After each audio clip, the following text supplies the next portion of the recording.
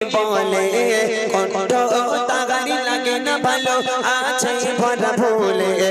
একদিন সাহাবারা মিলে নবীকে বলে কণ্ঠ তাগারি লাগে না ভালো আছে ভরা ভুলে হবে না দিতে আজান তাগার আর কোনো দিন রাখবো মোরা মধুর সুরে আর গমওয়াজি এই কথা শুনে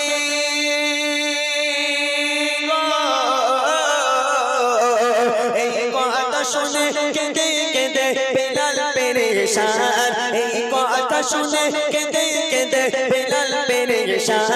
লাগে না কেন ভালো আমার কণ্ঠের আহ্বান লাগে না কেন ভালো আমার কণ্ঠের আহ্বান